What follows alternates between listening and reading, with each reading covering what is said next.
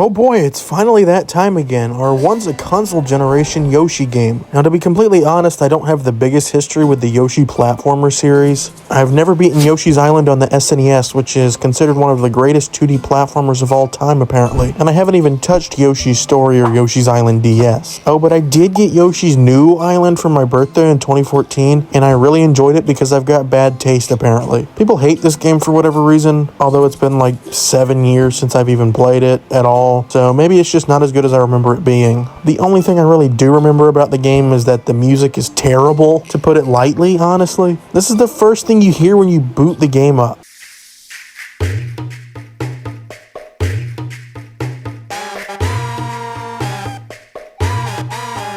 At least that's a good setup for what the rest of the game's soundtrack is going to be. Like, what is this? What is Crude's the Cloud?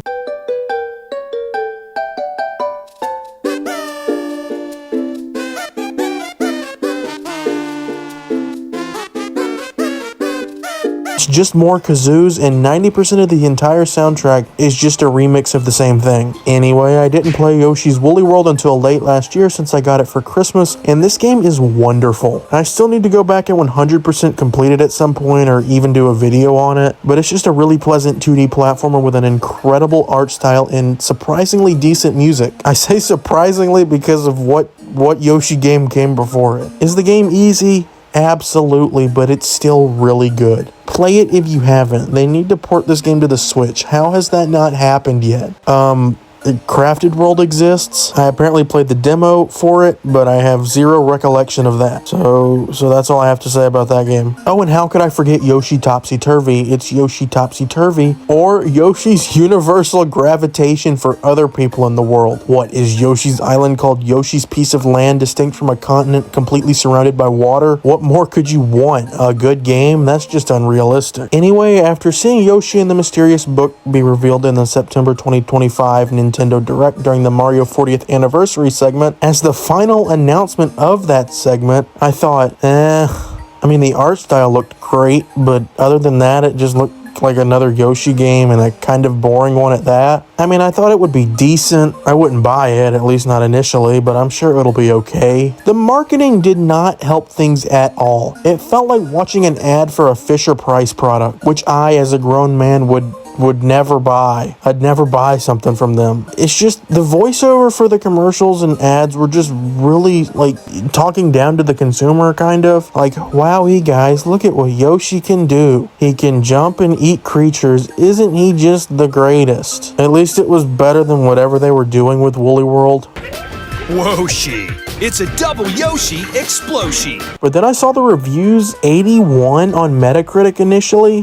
What? I mean, I was fully expecting 70 at most, but it did go down to 80, so yeah, the game's trash. But let's see if it's worthy of that score. Yoshi and the Mysterious Book. That's kind of a dumb title. It's like they couldn't think of anything else. They couldn't call it Yoshi's Story because that already exists. The cover art looks decent, I guess. It does a pretty good job showcasing that this isn't a standard Yoshi platformer, focusing more on the creatures in the game. The inner case artwork is absolutely terrible. I mean, before every Switch and Switch 2 game officially releases, there's always those people that get an early copy somehow, and for some reason one of the first things they do is post the inner case artwork online. Never saw anybody do that for this game, but to be fair, I don't even think anybody got this game early, and if they did, I don't think they would care enough to post about it.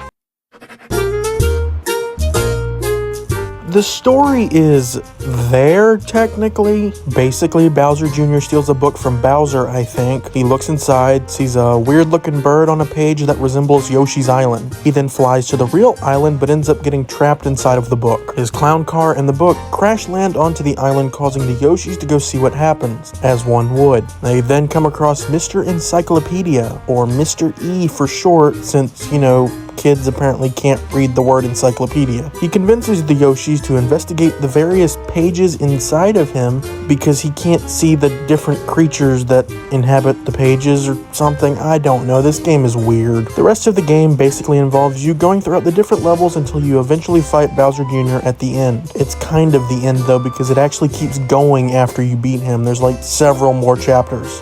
Then it's revealed that Mr. E is from an entirely different planet that was destroyed, and the creatures in his pages are from that planet to prevent them from getting destroyed.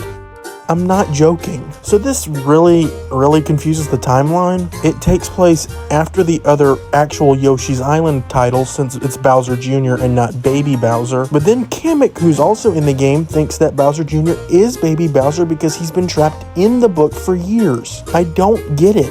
And don't even get me started on Shy Guys and other enemies that previously appeared in games before this one. Is this implying that they're not native to this planet? Then how come they appeared before this game in the timeline? Do they just so happen to exist on both? It makes absolutely zero sense. The Nintendo Switch 2, also known as the console that destroyed any sort of timeline that made sense.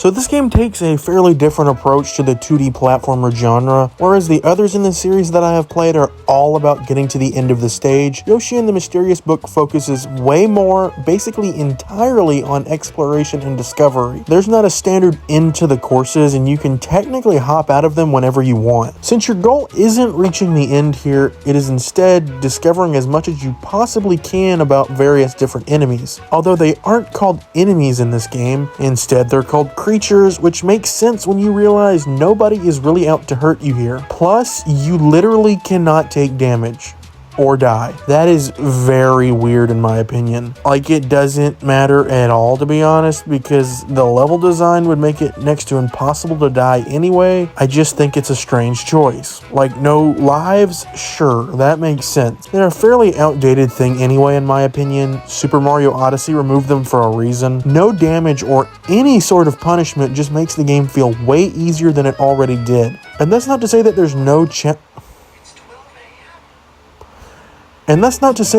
challenge here, it's just a different kind of difficulty. Not the kind of difficulty you would expect in a platformer. It's more of a mental challenge. Can you solve the puzzle that makes the creatures do the things that you need them to do? And yes, I'm incredibly ashamed to admit, but I did have to look up a guide a few times for the Baby Yoshi toddler game. And the level of creativity in this game is incredible at times. The different attributes of the creatures are also unique and interesting. It starts off fairly simple with Shy Guys and stuff like that, but they gradually get more wild. One level has this giant bush thing that actually made me jump the first time. Another has these things that are like water jetpack and you can fly around the stage. And one of my favorites is this spider creature that lets you swing around using its web. That is just so cool. There's a fishing thing where you can fish. There's weird mushrooms that move upwards in a certain direction depending on where you're standing. This lion thingy with a drill for a face. The Bewilder Bird itself is a creature that you can use during the final boss, and it transforms into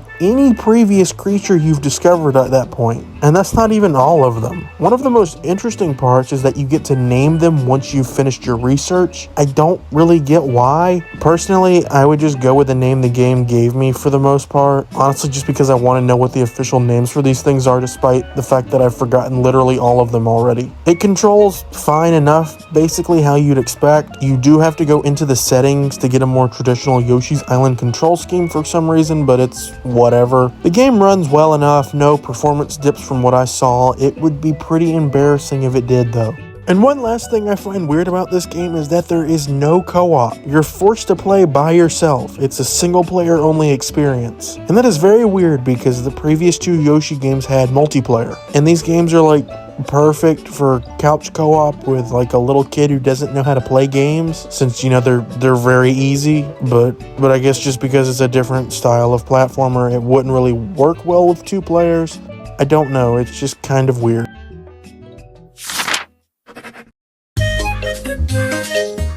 The game has a decent soundtrack, but it doesn't come anywhere near Woolly World's in my opinion. It's like 100 miles ahead of Yoshi's New Island, but that's not saying much, since I think I would rather listen to a car accident than that soundtrack. So the Mysterious Book's music is decent and not painful to listen to, however none of it is all that memorable to me. A lot of it just kind of ends up mixing together in my head, and it just ends up kind of sounding the same. The art style for the game is really, really good. It's got a hand-drawn, almost colored pencil look to it, and all of the animations are low frame rate on purpose too, which really adds to it. However, this style is only used when they're inside the book, which makes sense. On the outside, it looks fine, which is to be expected, I guess. There's no actual gameplay outside of the pages, but I wish it looked a little bit better. I will fully admit that this is very, and I mean very nitpicky. It doesn't matter at all. In conclusion, Yoshi and the Mysterious Book is actually a decent little game with a lot of charm. Is it as good as Woolly World? Is stubbing your toe a fun experience? No. But unlike stubbing your toe, I would actually recommend this. The pricing is the main hurdle here though. Being 60 digitally and 70 physically, I just do not think that it's worth either, to be honest. I'm not saying you can't get a level of enjoyment out of the game that makes it worth that price to you. I just did not get enough value. That doesn't mean the game is bad. Like I said, I think it's actually pretty good. They just made it too expensive. If you manage to catch it on discount, or if it gets discounted during like a Mario Day sale in the future, I'd go for it, especially if you like the older Yoshi games. Just don't expect it to be another Yoshi's Island or Woolly World. It's a different kind of platformer, and that's okay. However, I think the logical next step for Yoshi is a fully 3D game, maybe kind of in the vein of Super Mario 3D World, a bunch of different levels and stuff. And basically anything that's not Yoshi's New Island again.